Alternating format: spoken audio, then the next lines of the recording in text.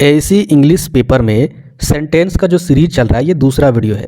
और जो भी स्टूडेंट पिछले वाले वीडियो को नहीं देखे हैं, सबसे पहले आप उस वीडियो को देखिए और जो भी मैंने आपको वहां पर प्रीपोजिशन वाले ट्रिक के आधार पर सेंटेंस को इंग्लिश में कन्वर्ट करने का तरीका बताया है उसे समझिए, क्योंकि वो सबसे आसान ट्रिक है। आज के वीडियो में मैं दूसरे तरीके से बताऊंगा और देखिएगा उसी तरीके से यहाँ भी कुछ चीज़ें इन्वॉल्व रहेगी और आपको अच्छे से समझ में आएगी। सबसे पहले मैं आपको नॉर्मल तरीका बताता हूँ। आपको क्या करना है, किसी भी दुनिया का कोई भी अफर्मेटिव सेंटेंस रहेगा। अफर्मेटिव सेंटेंस का मतलब होता है सकारात्मक वाक्य जिसमें नेगेटिविटी वाली चीज़ें नहीं लिखी रहती है, जैसे कि नहीं शब्द यहाँ पर नहीं रहेगा, या फिर जो क्वेश्चन मार्क वाले क्वेश्चन रहते हैं क्यों, क्या, कैसे, वो सारी चीज़ें यहाँ पर नहीं रहेगी। यानी नॉर्मल वाक्य रहेंगे, सीधा सीधे आपका वाक्य यहाँ पर लिखा रहेगा। तो इन वाक्यों को इंग्लिश में कन्वर्ट करने का जो तरीका है ना, वो ये फॉर्मूला है। इसे समझ जाइएगा, जितने भी सकारात्मक वाक्य रहेंगे यानी अफर्मेटिव सेंटेंस जो रहेंगे उसको करने में कभी भी दिक्कत नहीं होगी। बस ये चीज़ आप आज के वीडियो में समझ जाइएगा, ढूंढना सीख जाइएगा, कभी भी दिक्कत नहीं होगा। स्ट्रक्चर क्या है, subject plus helping verb plus verb. यहाँ पर आपको सबसे पहले दो चीज़ों को ढूंढना चाहिए हिंदी वाले सेंटेंस में। आपने सेंटेंस को पढ़ा सबसे पहले, जैसे कि मैं आज पापा के साथ घर में पेड़ के नीचे मम्मी के लिए खाना पका रहा था। अब इस सेंटेंस को पढ़ने के बाद कहीं भी आपको नहीं लग रहा है कि इसमें नहीं शब्द का जिक्र किया गया है या फिर क्वेश्चन मार्क वाले शब्द का यहाँ पर जिक्र किया गया है, यानी ये सिंपल वाक्य है। इसका मतलब ये इसी स्ट्रक्चर से बनेगा। आप चाहो तो पिछले वाले वीडियो के आधार पर भी इसको बना सकते हो, वीडियो को रोककर, क्योंकि उससे भी बनेगा। यहाँ मैं आपको अलग तरीका बता रहा हूँ। तो सबसे पहले यहाँ पर आपको सब्जेक्ट ढूंढना है। सब्जेक्ट ढूंढने का तरीका क्या होता है, इस वाक्य से सवाल कीजिएगा कि यहाँ पर जो भी काम हो रहा है वो कौन करता है, क्योंकि हिंदी में इस वाक्य में जो काम करता है ना उसको कर्ता ही बोलते हैं। कर्ता समझ में आया ना, इंग्लिश में इसको बोलते हैं सब्जेक्ट। तो जब हम इस वाक्य को पढ़ते हैं, यहाँ पर क्या लिखा हुआ, मैं आज पापा के साथ घर में पेड़ के नीचे मम्मी के लिए खाना पका रहा था, यानी ये जो मैं है ना वही खाना पकाने का काम कर रहा है, यानी ये क्या है, कर्ता है। तो सब्जेक्ट हमने ढूंढ लिया। अब वर्ब ढूंढना है आपको, इस पर आपको तुरंत नहीं जाना है। तो ये वर्ब आपको कैसे ढूंढना है, वर्ब का मतलब होता है क्रिया, यानी क्या काम हो रहा है, क्या कार्य हो रहा है, कर्ता आखिर काम क्या कर रहा है। तो यहाँ पर खाना पकाने का काम कर रहा है, ये भी हमने ढूंढ लिया, यानी यहाँ पर हो जाएगा खाना पकाना, ये वर्ब। अब हेल्पिंग वर्ब क्या होता है, तो हेल्पिंग वर्ब क्या होता है, इस क्रिया को सहायता करता है सेंटेंस को बनाने में।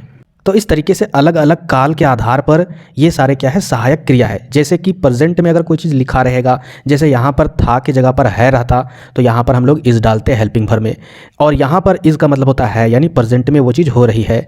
और अगर यहाँ पर था है तो ये पास्ट टेंस में चला जाएगा, वाज। अच्छा, कहाँ पर आर लगेगा, कहाँ पर एम लगेगा, ये चीज़ें आप टेंस में पढ़ चुके हो, यहाँ पढ़ाने की ज़रूरत नहीं है। अगर ये सारी चीज़ें भी नहीं जानते हो तो जो भी ग्रामर के बेसिक किताबें हैं वो सारी किताबों से आप पहले टेंस को समझिए, उसके सारे स्ट्रक्चर को समझिए, तभी आपको और डिटेल से समझ में आएगा। तो यहाँ पर आपको ये सभी चीज़ें जानना जरूरी है कि प्रेजेंट टेंस वाले हेल्पिंग वर्ब कौन से होते हैं, फिर पास्ट टेंस वाले कौन से होते हैं, फिर फ्यूचर टेंस वाले कौन से होते हैं। अब यहाँ पर इसको बनाने का ट्राई करते हैं। सबसे पहले हमने सब्जेक्ट को ढूंढा, तो वो क्या है, मैं। तो हमने यहाँ पर लिख दिया आई, क्योंकि इसका इंग्लिश होता है आई। फिर हमने क्या किया, हेल्पिंग वर्ब को ढूंढा। तो इसको कैसे ढूंढते हैं, वर्ब के आधार पर ढूंढते हैं, यानी क्रिया। तो क्रिया क्या है आपका, खाना पकाना। तो यहाँ पर ये पकाने का काम हो रहा है, तो पका रहा था, तो यही है हेल्पिंग वर्ब यानी था। अब यहाँ पर आई है तो इसके साथ वाज लगेगा या फिर वेयर लगेगा, ये क्वेश्चन बनता है। तो इसके साथ वाज लगेगा, क्यों, क्योंकि आई के साथ वाज लगता है और थर्ड पर्सन सिंगुलर नंबर के साथ वाज लगता है। बाकी सबके साथ, जैसे कि यू के साथ वेयर लगेगा, फिर जितने भी प्लूरल नंबर होते हैं उसके साथ वेयर ही लगता है, ठीक है, यानी बहुवचन के साथ। बाकी सबके साथ ये वाज ही लगेगा, इसलिए हमने यहाँ पर आई के साथ वाज लगाया। फिर वर्ब क्या है, तो यहाँ पर खाना पकाने का काम हो रहा है, तो कुकिंग। अब कुकिंग क्यों लिखा, क्योंकि यहाँ पर देखिए पका रहा था, तो रहा है, रही है, उसमें आईएनजी होता है, कुक का मतलब पकाना, आईएनजी लगा दिया तो रहा, यानी पका रहा, वाज का मतलब था, मतलब मैं पका रहा था। क्या पका रहा था, खाना, तो यहाँ पर हमने लिख दिया फूड। इतना आप लोग समझ गए होंगे। ये हर सेंटेंस में आपको इतना हर हाल में करना है, subject plus helping verb plus verb. ये चीज़ें अगर आप करना सीख जाओगे, कभी भी एग्जामिनर आपके आंसर को गलत नहीं करेगा। फिर आगे करना क्या है, आगे जितना भी बचा वो सभी चीज़ उल्टे साइड से लिखते जाइएगा। याद रखिएगा, जो भी चीज़ आपने यहाँ पर इंग्लिश में कन्वर्ट किया है उसे आप क्वेश्चन पेपर में कलम से टिक कर दीजिएगा। जैसे कि मैं का हो चुका है, फिर वाज यानी था का हो चुका है, फिर कुकिंग फूड यानी खाना पका रहा था, ये सारे चीज़ों का हो चुका है। अब बचा क्या, यहाँ से लेकर यहाँ तक। तो यहाँ से लेकर जो बचा यहाँ तक, आज तक जो बचा, इसको उल्टे साइड से लिखते जाना है। समझ में आया ना, जैसे जैसे हम यहाँ पर क्या लिख रहे हैं, खाना के बाद के लिए है तो हमने इसका इंग्लिश फॉर लिख दिया। फिर किसके लिए है तो मम्मी के लिए, तो हमने यहाँ पर मदर लिख दिया। फिर यहाँ पर क्या लिखा हुआ है, पेड़ के नीचे यानी अंडर द ट्री लिख दिया। इसके बाद फिर आगे क्या लिखा हुआ है, घर में यानी इन द हाउस लिख दिया। फिर आगे क्या लिखा हुआ है, पापा के साथ, हमने लिखा यहाँ पर विथ फादर। और फिर आगे आज है तो यहाँ पर आज का इंग्लिश हो जाएगा टुडे। समझ में आया ना, बहुत ही सिंपल है। अच्छा, एक बात हमेशा याद रखिएगा, अगर मिस्टेक से मान के चलिए आप यहाँ पर for mother under the tree नहीं लिखा, मान के चलिए आप पहले लिखे ये वाला यहाँ पर in the house with father today for mother under the tree, ये चीज़ अगर उल्टा पुल्टा कर दीजिएगा तो क्या आपका आंसर गलत हो जाएगा? नहीं। क्यों? मैं आपको हिंदी पढ़ के बता रहा हूँ। जैसे आपने लिखा यहाँ पर, मैं आज पापा के साथ घर में पेड़ के नीचे मम्मी के लिए खाना पका रहा था, तो बात वही चीज़ बोली जा रही है। फिर अगर मैं आपसे ये चीज़ बोलूँ कि मैं आज पापा के साथ खाना पका रहा था पेड़ के नीचे मम्मी के लिए, यानी इधर उधर अगर कर भी देंगे तो कोई फ़र्क नहीं पड़ने वाला है। बस इतना याद रखिएगा, ये जो यहाँ पर स्ट्रक्चर है इसको इधर उधर नहीं करना है, यानी सब्जेक्ट और हेल्पिंग वर्ब और वर्ब, इस स्ट्रक्चर को अगर आप पूरा कंप्लीट कर लेते हो एक वाक्य में, बाकी आप इधर उधर कैसे भी लिख सकते हो। अगर मिस्टेक हो जाता है तो नंबर नहीं कटेंगे, इतना आप याद रखिएगा। लेकिन जिस तरीके से मैंने आपको बताया उल्टे साइड से लिखना है, वही ट्रिक यूज़ कीजिएगा। चलिए इसके बाद आगे नेक्स्ट वाक्य में जाते हैं। नेक्स्ट वाक्य इसी तरीके का है, ज़रा पढ़ लेते हैं। सचिन सोमवार को धोनी के साथ मैदान में भारत के लिए क्रिकेट खेलेगा। नॉर्मल है, यानी अफर्मेटिव सेंटेंस है। हालांकि आपको स्ट्रक्चर देखना होगा टेंस का। कैसे पता चलता है? लास्ट में आपको ये जो वर्ड दिखेगा, क्रिया में जो शब्द लगा रहता है उससे पता चलता है। जैसे ये खेलेगा तो गा गी गे, ये सारे चीज़ें आपका फ्यूचर टेंस में आता है। ये सारी चीज़ें पकड़ना सीखना होगा। अगर यहाँ पर होता है तो ये हो जाता प्रेजेंट टेंस में, यानी खेलता है। तो इस तरीके से पकड़ना सीखना होगा। चलिए कोई बात नहीं, धीरे धीरे हो जाएगा। अब आपको ये स्ट्रक्चर आपको फुलफिल करना है। एक बार वीडियो को रोक कर बनाने का प्रयास कीजिएगा। हालांकि यहाँ पर आंसर आपको दिख रहा है। सबसे पहले हम अगर सब्जेक्ट को ढूंढेंगे तो यहाँ पर ये सचिन ही है जो काम कर रहा है, तो सचिन हमें मिल गया तो हमने लिख दिया सचिन। फिर हम लोग वर्ब ढूंढे तो वर्ब क्या हो रहा है, खेलने का, तो यहाँ पर हमने वर्ब को ढूंढ लिया। इसके बाद सहायक क्या है, सहायक यानी हेल्पिंग वर्ब, तो वो खेलेगा, यानी गा गे गी है। फ्यूचर टेंस, और फ्यूचर टेंस का क्या होता है, विल या फिर सॉल होता है। तो हम यहाँ पर सॉल लगाएंगे या फिर विल लगाएंगे। यहाँ पर हम कैसे जानेंगे कि विल लगेगा या फिर सॉल लगेगा? तो विल लगता है थर्ड पर्सन के सिंगुलर नंबर के साथ। जैसे यहाँ पर थर्ड पर्सन सचिन है तो ये क्या है, ये ही है, यानी नाम भी है, तो नाम एक नाम है यहाँ पर, तो ये सिंगुलर नंबर है, तो यहाँ पर इसके साथ क्या लगेगा, विल लगेगा। जबकि बाकी सबके साथ जो भी प्लूरल नंबर है उन सभी के साथ आपका सॉल लगेगा, तो यहाँ पर विल लगेगा। हालांकि मैं आपको समझाने नहीं आया हूँ कि ये किसके किसके साथ लगेगा, मैं एक्स्ट्रा बता रहा हूँ। तो हमने सब्जेक्ट ढूंढा सचिन, हेल्पिंग वर्ब विल, अब इसके साथ प्ले लगता है, ठीक है, V1, तो हमने यहाँ पर प्ले लगाया क्योंकि ये वर्ब है। इसके बाद ये खेल क्या रहा है, क्रिकेट। यहाँ तक हमने पूरी डिटेल से अच्छे से कर दिया, ठीक है। ये कभी गलती मत कीजिएगा। अब आपको क्या करना है, टिक करना है सचिन, इसके बाद क्रिकेट खेलेगा, यहाँ तक हमने कर दिया। अब इसके बाद यहाँ से लेकर सोमवार तक उल्टे साइड से आपको जाना है पूरे तरीके से। तो हमने यहाँ पर देखा के लिए फॉर लिख दिया, फिर लिखा हुआ है भारत तो हमने लिखा इंडिया, उसके बाद फिर में है तो हमने लिखा इन, फिर क्या है मैदान है तो हमने लिखा द ग्राउंड, फिर क्या है ये धोनी के साथ तो विथ धोनी लिखा, उसके बाद आगे क्या है सोमवार को, तो यहाँ पर हो जाएगा ऑन मंडे। तो इस तरीके से आप बना सकते हो। आपको समझ में आ गया होगा ये 2 क्वेश्चन में। अब थोड़ा सा चेंज करते हैं इसको। अब आते हैं नेगेटिव सेंटेंस को कैसे कन्वर्ट करना है, कैसे बनाना है। जैसे क्वेश्चन है, मैं कल छत पर भाई के साथ पापा के सामने मोबाइल नहीं चला रहा था, यानी मैं कल छत पर भाई के साथ पापा के सामने मोबाइल नहीं चला रहा था। अफर्मेटिव और नेगेटिव में कुछ चेंजेस नहीं करना है सेंटेंस में, बस एक जगह नोट जोड़ना है हेल्पिंग वर्ब के बाद, यानी अगर आप इसे मिटा दीजिएगा तो वही चीज़ है जो अभी हमने बनाया है। सबसे पहले सब्जेक्ट ढूंढे तो यहाँ पर हो जाएगा आई। अब यहाँ पर वर्ब क्या है, चला रहा था, तो यहाँ पर था आ जाता है सहायक क्रिया हेल्पिंग वर्ब, तो ये आई के साथ वाज लगेगा पास्ट टेंस में, था यानी पास्ट टेंस है।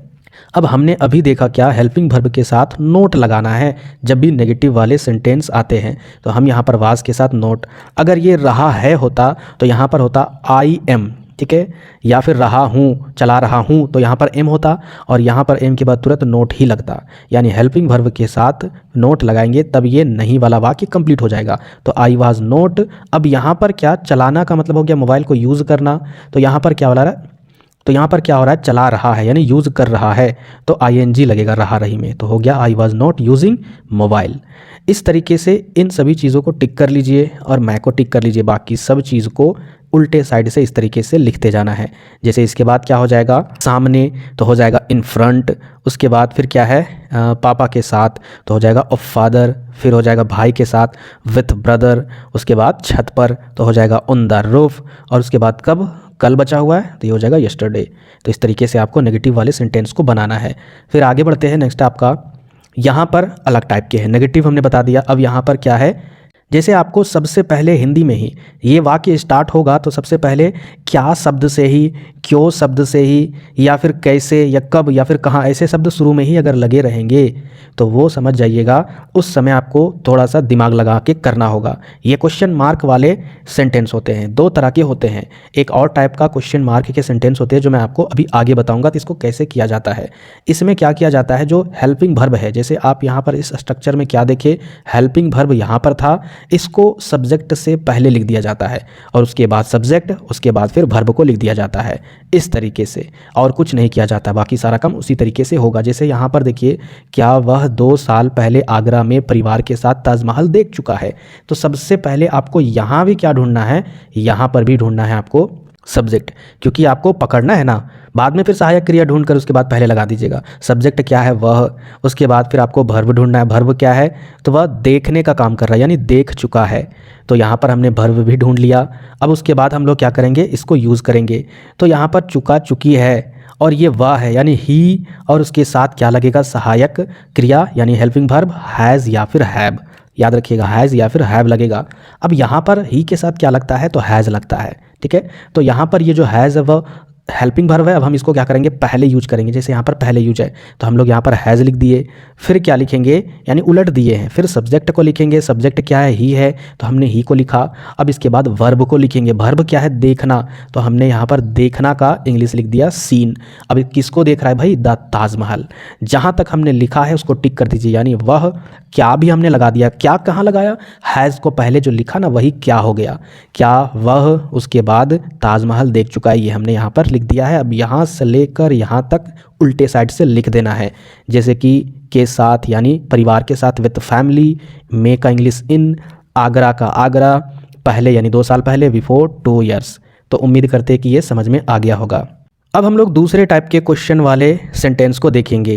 एक तो आपने देखा कि पहले क्या या फिर क्यों या फिर कब या फिर कैसे, इस टाइप से पूछे जाएंगे जो पहले ही लिखा रहेगा। और एक दूसरा वाक्य है जो बीच में कहीं पर सवाल पूछ देगा, तो उसको बोला जाता है WH फैमिली वाले क्वेश्चन। जैसे कि आकाश आज दोस्तों के साथ दिवाली के लिए लाल किले के सामने पटाखे क्यों खरीद रहा था, क्यों खरीद रहा था, वाई।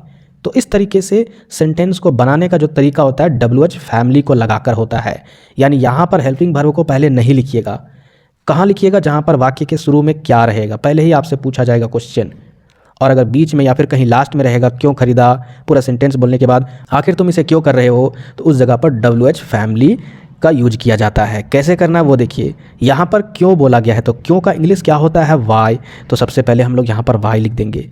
अब उसके बाद क्या ढूंढना है, हेल्पिंग वर्ब। तो यहाँ पर क्या हो रहा है, हेल्पिंग वर्ब रहा था, तो ये वाज है यानी पास्ट टेंस में, तो हम लोग वाई के साथ वाज लगाएंगे या वेयर लगाएंगे, ये समझने की बात है। तो ये समझेंगे किससे, सब्जेक्ट से समझेंगे, क्योंकि सब्जेक्ट अगर सिंगुलर में होगा तो भाई वाज लगेगा, प्लूरल में होगा तो वेयर लगेगा। तो सब्जेक्ट क्या है भाई, आकाश है, तो आकाश के साथ वाज ही लगेगा, तो यानी यहाँ पर वाज लगा देंगे, क्योंकि पहले हेल्पिंग वर्ब लगाना है WH फैमिली के बाद, फिर सब्जेक्ट लगाना है, तो हमने वो काम कर दिया। तो इस तरीके से ये काम हमने कर दिया, वर्ब भी लगा दिया आकाश और फिर बाइंग। यानी यहाँ पर फिर से समझिए, पहले WH फैमिली वाला यूज कर लेना है। तो क्यों था तो हमने वाई लगाया, अगर वाट होता यानी क्या होता तो हम यहाँ पर वाट लगाते, लेकिन यहाँ पर क्यों है तो हम वाई लगाए। अब उसके बाद हेल्पिंग वर्ब था है तो वाज लगाए, क्यों, क्योंकि इसके बाद जो सब्जेक्ट है वो आकाश है जो सिंगुलर नंबर है। फिर वर्ब यानी क्रिया क्या है, खरीदने का काम, पटाखे वो खरीद रहा था, तो बाइंग हो गया। अब क्या करना है, टिक कर लेना आकाश, उसके बाद यहाँ पर क्या हो जाएगा, क्यों खरीद रहा था, ये टिक कर दिए। इसके बाद सारा कुछ उल्टा साइड से लिखिए। तो यहाँ पर उल्टा साइड से लिखेंगे तो पटाखे का होता है फायर क्रैकर्स, इसको लिख दीजिएगा। उसके बाद क्या है, सामने तो इन फ्रंट, उसके बाद लाल किले के सामने ऑफ द रेड फोर्ट। उसके बाद यहाँ पर देखिए, पहले इसको नहीं लिखा, यानी दिवाली के लिए ये वाला नहीं लिखा, ये यहाँ पर लिखा, तो क्या ये गलत हो जाएगा, गलत नहीं होगा, इधर उधर होता है उससे कोई दिक्कत नहीं है। तो यहाँ पर हमने क्या लिखा, with his friends for Diwali today, कोई भी दिक्कत नहीं है। इस तरीके से अगर उलटफेर हो जाता है तो चल जाएगा, लेकिन इसे आप सही कीजिएगा। चलिए आगे देखते हैं। नेक्स्ट आपका थोड़े से लंबे सेंटेंस को देख लेते हैं, फिर मैं आपको एक होमवर्क दूंगा। क्वेश्चन क्या आपका, भारत एक प्राचीन देश है, इसकी संस्कृति बड़ी समृद्ध है, इसकी छाप अनेक देशों में देखी जा सकती है, यह देश अपने मेलों, मंदिरों, साधुओं और त्योहारों के लिए जाना जाता है। ऐसे ही ना आपके एग्जाम में क्वेश्चन आएंगे, थोड़ा सा और लंबा रहेगा। तो देखिए आपको डरने की ज़रूरत नहीं है। सबसे पहले आपको पहले वाक्य को ढूंढना है, समझना है। भारत एक प्राचीन देश है, नॉर्मल ये वाक्य है, यानी India is an ancient country. Bharat, उसके बाद यहाँ पर यानी ये सब्जेक्ट है इंडिया, उसके बाद यहाँ पर आपको क्या लगाना है, ये नॉर्मल वाक्य है, यानी यहाँ पर टेंस वाले वाक्य नहीं है। टेंस में क्या होता है, काम होने का कुछ भी वहाँ पर महसूस होता है, यहाँ पर कुछ भी काम नहीं हो रहा है, इसलिए हम लोग यहाँ पर इज़ लगा दिए। उसके बाद क्या है, एक प्राचीन देश है, तो एन एंशियंट कंट्री, इसका मतलब यहाँ पर एन इसलिए लगाए, ये आर्टिकल है, आर्टिकल है। यहाँ पर ए और एन कहाँ पर यूज होता है ये चीज़ आपको जानना होगा। यहाँ पर एन इसलिए यूज हुआ क्योंकि जब हम इसको एंशियंट को वॉइस में बोलते हैं तो ए आता है, एंशियंट, और ए क्या है कि वोवेल अक्षर है, वोवेल अक्षर के शब्द के पहले एन लगता है, और जितने भी कॉन्सोनेंट होते हैं वर्ड उसके सामने ए लगता है, तो इसलिए हमने यहाँ पर एन लगाया, और कंट्री। इसके बाद आगे देखिए, इसकी संस्कृति बड़ी समृद्ध है। तो यहाँ पर आपको समझ में नहीं आ रहा है कि यहाँ पर सब्जेक्ट क्या है, और यहाँ पर अगर सब्जेक्ट समझ में नहीं आएगा तो उस समय आपको इट्स लगाना होता है, लेकिन एक कंडीशन होता है। जैसे यहाँ पर इसकी संस्कृति, तो किसकी संस्कृति, भारत की। तो क्या भारत कोई व्यक्ति है, मनुष्य है, जीवित प्राणी है, नहीं है।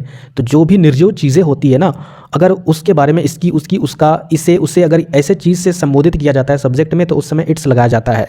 और अगर कोई व्यक्ति को संबोधित किया जाता है यहाँ पर कि इसकी ताकत बहुत ज़्यादा है, तो यहाँ पर लिखते हिज या फिर ही यूज करते, इट्स नहीं यूज करते। समझ में आया ना। तो इस तरीके से यहाँ पर इट्स हमने क्यों यूज़ किया, क्योंकि ये निर्जीव चीज़ है, सब्जेक्ट के लिए हमने यहाँ पर इट्स लगाया। संस्कृति का इंग्लिश कल्चर होता है, तो हमने कल्चर दिया। इज़ वेरी रिच, यानी बहुत बड़ी समृद्ध है, यानी बहुत ही ज़्यादा समृद्ध है हमारी देश की संस्कृति। फिर आगे देखिए, इसकी छाप अनेक देशों में देखी जा सकती है। तो यहाँ पर आपको फिर से इसकी वर्ड आ गया, यानी यहाँ पर फिर से इट्स लगाना है। इसके बाद इम्प्रिंट, इम्प्रिंट का मतलब छाप होता है। इसके बाद यहाँ पर समझने की बात है, ये हो गया आपका सब्जेक्ट, इट्स इम्प्रिंट, यानी इसकी छाप। अब यहाँ पर क्या लिखा हुआ, अनेक देशों में देखी जा सकती है, तो देखी जा सकती है ये आपका हो गया क्रिया, यानी यहाँ पर हेल्पिंग वर्ब भी है। तो हेल्पिंग वर्ब क्या यूज़ होगा, जा सकती है, तो सकना का मतलब कैन होता है, फिर बी लगाएंगे, और यहाँ पर क्रिया देखने का काम हो रहा है, तो यहाँ पर सिन लगाएंगे। इसके बाद फिर क्या हो जाएगा, अनेकों देशों में, यानी इन मैनी कंट्रीज़। ठीक है, अब आगे बढ़ते हैं। यह देश अपने मेलों, मंदिरों, साधुओं और त्योहारों के लिए जाना जाता है। तो यह देश, इसके बाद क्या हो जाएगा, जाना जाता है, यही ना हो गया क्रिया। तो क्या हो जाएगा यहाँ पर, दिस कंट्री इज़ नॉन, यह देश जाना जाता है किसके लिए, तो फॉर इट्स फेयर्स, यानी मेलों के लिए, टेम्पल्स यानी मंदिर के लिए, सेंट्स यानी साधुओं के लिए, एंड फेस्टिवल यानी त्योहारों के लिए।